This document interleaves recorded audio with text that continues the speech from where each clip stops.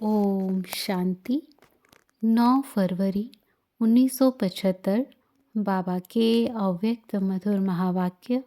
मुरली का टाइटल है आध्यात्मिक शक्तियों द्वारा विश्व परिवर्तन कैसे। बाबा कहे, स्वयं को अशरीरी आत्मा अनुभव करते हो। इस शरीर द्वारा जो चाहे वही कर्म कराने वाली तुम शक्तिशाली आत्मा हो, ऐसा अनुभव करते हो।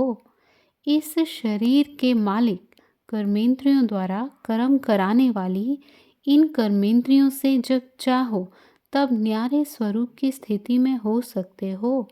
अर्थात राजयोग की सिद्धि कर्मेंद्रियों के राजा बनने की शक्ति प्राप्त की है। राजा व मालिक कभी भी कोई कर्मेंद्रिय के वशीभूत नहीं हो सकता। वशीभूत होने वाले को मालिक नहीं कहा जाता। विश्व के मालिक की संतान होने के नाते जब बाप विश्व का मालिक हो और बच्चे अपनी कर्मेंद्रियों के मालिक ना हो तो क्या कहेंगे? मालिक के बालक कहेंगे। नाम हो मास्टर सर्वशक्तिमान और स्वयं को मालिक समझकर चल नहीं सके तो क्या मास्टर सर्वशक्तिमान हुए? हम मास्टर सर्वशक्तिमान हैं, यह तो पक्का निश्चय है ना कि यह निश्चय भी अभी हो रहा है। निश्चय में कभी परसेंटेज होती है क्या? बाप के बच्चे तो हैं ही ना। ऐसे थोड़े ही 90% हैं और 10% नहीं है। ऐसा बच्चा कभी देखा है? निश्चय अर्थात 100% निश्चय। ऐसे 100% निश्चय बुद्धि बच्चों की पहली निशानी क्या होगी? निश्चय बुद्धि की पहली निशानी है विजयी। कहावत भी है, निश्चय बुद्धि विजयंती। विजय मिलेगी कैसे? निश्चय से। तो निरंतर इस निश्चय की स्मृति कि मैं मास्टर सर्वशक्तिमान हूँ, यह स्मृति रहती है। स्मृति के बिना समर्थी थोड़े ही आएगी। विजयी होने का आधार है स्मृति। अगर स्मृति कमज़ोर होगी, निरंतर नहीं होगी और स्मृति पावरफुल नहीं होगी तो विजयी कैसे होंगे? तो पहले इस निश्चय को सदा स्मृति स्वरूप बनाना पड़ता है।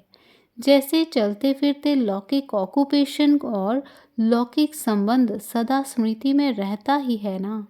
उसी स्मृति से समर्थी आती है कि मैं ऐसे परिवार का, ऐसे ऑक्यूपेशन वाला हूँ। वैसे ही जो मर्जीवा ब्राह्मण जन्म का संबंध वो ऑक्यूपेशन है, वह स्वयं का स्वरूप है, वह सदा स्मृति में रहना चाहिए।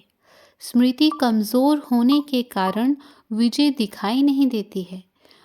विजय हो, उसको सिर्फ देखते हुए समय नहीं गवाओ, बल्कि विजय होने का जो फाउंडेशन है उसको मजबूत रखो। कोई सोचे कि मार्ग तय करने से पहले मंजिल पर पहुंच जाएं, यह हो सकता है? मार्ग तो ज़रूर तय करना ही पड़ेगा। तो विजय है मंजिल और मार्ग है निरंतर स्मृति।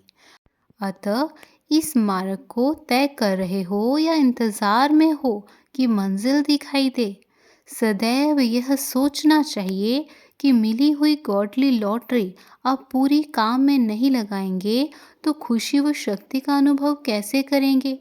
कितना भी किसी के पास धन हो, लेकिन सुख की प्राप्ति तब होगी जब उसको यूज़ करेंगे। यूज़ ना करें तो देखते हुए सिर्फ खुशी ही होगी, लेकिन उससे जो सुख की प्राप्ति होनी चाहिए वह अनुभव नहीं कर सकेंगे। लॉटरी तो मिली, लेकिन उसको यूज़ करना अर्थात जीवन में लाना, उसके बिना सुख का, आनंद का व विजय बनने की खुशी का अनुभव नहीं कर सकेंगे। अनुभवी बनना चाहिए ना। अनुभव जीवन का मुख्य खजाना है। लौकिक पहलू में भी अनुभवी आत्मा मुख्य गाई जाती है। इस ईश्वरीय मार्ग में भी अनुभवी आत्मा बनना चाहिए। जो बोला वह अनुभव किया। यह समझते तो हो कि मैं मास्टर सर्वशक्तिवान हूँ, परंतु क्या इसका अनुभव भी किया है? ऐसे नहीं कि अनुभव तो हो ही जाएगा, चल तो रहे हैं। जब तक कोई भी कार्य करने की डेट फिक्स नहीं हो जाती, तब तक पुरुषार्थ तीव्र नहीं हो सकता। किसी भी लौकिक अथवा अलौकिक कार्य की डेट फिक्स होने के बाद फिर ऑटोमेटिकली कर्म में भी बल आ जाता है। मालूम है फलानी डेट तक यह कार्य संपन्न करना है। डेट को स्मृति में रखने से कर्म की स्पीड भी ऐसे चलती है। कल पूरा करना है तो स्पीड ऐसे रहेगी। इस ज्ञान का मुख्य स्लोगन ही है कि अभी नहीं तो कभी नहीं। इसकी डेट कल या परसों नहीं होती, उनकी डेट होती है अभी, घंटे के बाद भी नहीं। इसलिए जितना निश्चय रखेंगे कि यह करना ही है, करेंगे नहीं, करना ही है, यह है दृढ़ संकल्प। दृढ़ संकल्प के बिना दृढ़ता नहीं आती। और पुरुषार्थ का समय बाकी कितना कम है, जास्ती समय दिखाई देता है क्या? समय का ख्याल तो रखना चाहिए ना। यह भी सोचो कि प्रारब्ध कितने समय की है। 2 युग की प्रारब्ध है ना। इस पुरुषार्थ की प्रारब्ध का समय कितना कम रहा, यह सदा स्मृति में होना चाहिए। बहुत काल की प्रारब्ध पानी है तो पुरुषार्थ भी बहुत काल का चाहिए ना। अगर लास्ट टाइम अंत समय पुरुषार्थ करेंगे तो प्रारब्ध भी लास्ट की ही मिलेगी। पुरुषार्थ फर्स्ट नहीं और प्रारब्ध फर्स्ट वाली चाहिए। लास्ट में बचा खुचा मिलने से क्या होगा? जैसे प्राप्ति का लक्ष्य फर्स्ट का है, वैसे पुरुषार्थ भी ऐसा करो। कोई भी बात सामने आए, उसको एक साइट और सीन समझो। जैसे रास्ते चलते अनेक प्रकार की साइट्स और सीन्स आती हैं, लेकिन जो मंजिल को पाने वाला होता है वह उसको देखता नहीं है। उसकी बुद्धि में मंजिल की प्राप्ति ही रहती है। तो यहाँ भी बुद्धि में मंजिल रखनी है, ना कि वह बातें। अगर छोटी सी बात को देखने में ही समय गवा देंगे तो मंजिल पर समय पर पहुँच नहीं सकेंगे।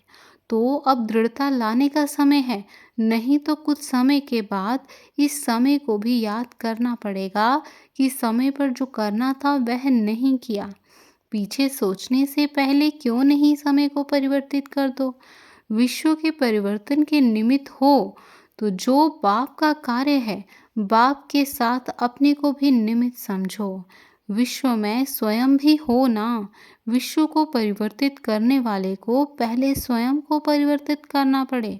सदैव यह सोचो कि जब मैं हूँ ही विश्व को परिवर्तन करने के निमित्त, तो स्वयं को परिवर्तन करना क्या बड़ी बात है।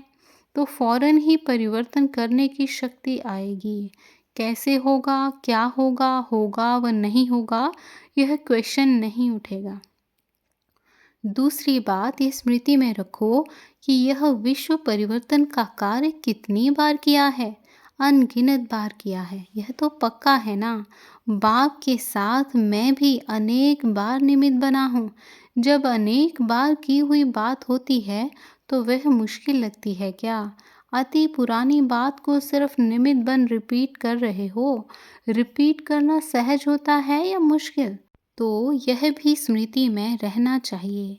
कोई ज़रा भी मुश्किल का संकल्प आए तो यह हिम्मत की बात याद रखो। फिर से अनेक बार की हुई बात की स्मृति आने से समर्थी आ जाएगी। तो यह वरदान सदा स्मृति में रखना कि मैं बाप समान शक्तियों का स्वरूप दिखाने वाला हूँ, अर्थात शक्ति स्वरूप हूँ। संबंध रहने से यहाँ तक पहुँच सकते हो, लेकिन अब बाप का स्नेह, बाप के कार्य से स्नेह और बाप द्वारा मिली हुई नॉलेज से स्नेह, इन तीनों का बैलेंस रखो। अभी बैलेंस में बाप का स्नेह ज़्यादा है, बाकी दो तरफ हल्का है। नॉलेज से शक्ति आएगी। एक एक वर्जन्स पदमपति बनाने वाला है। इतना महत्व रखते हुए उन वर्जन्स को धारण करो, तो महत्व से स्नेह होता है। जब तक महत्व को नहीं जानते तब तक स्नेह नहीं होता। महत्व को जानेंगे तो ही स्नेह ऑटोमेटिकली रहेगा। निश्चय बुद्धि विजयंती हो। अलौकिक जन्म हुआ, निश्चय बुद्धि हुए कि मैं बाप का बच्चा हूँ, तो बाप का वर्षा ही विजय है। मास्टर सर्वशक्तिमान का वर्षा क्या होगा? शक्तियाँ। तो बच्चा बनना अर्थात विजयी बनना। विजय का तिलक स्वतः ही लग जाता है, लगाना नहीं पड़ता, और वह अविनाशी है। अधिकारी हो गए हो ना। स्नेही और सहयोगी बनने की तकदीर अच्छी है। परिवार का परिवार एक मत हो जाए तो यह भी तकदीर की निशानी है। परिवार के सब साथी पुरुषार्थ की रेस में एक दूसरे से आगे निकलने की लगन में लगे हुए हैं। हिम्मत से मदद स्वतः ही प्राप्त होती है। अहमदाबाद के वीरचंद परिवार को बाबा कहे, यह मोहजीत परिवार है। ऐसे मोहजीत परिवार कितने बनाए हैं। लक्ष्य श्रेष्ठ रखा हुआ है। अब ऐसे परिवारों का गुलदस्ता बनाओ। अगर 10-11 ऐसे परिवार हो जाएं तो अहमदाबाद का नंबर आगे हो जाएगा। गुजरात को परिवारों को चलाने का वरदान रामानुसार मिला हुआ भी है, लेकिन मोहजित परिवार और सब एक लगन में श्रेष्ठ पुरुषार्थ की लाइन में हो, ऐसा गुलदस्ता बनाओ। अच्छा, ओम शांति।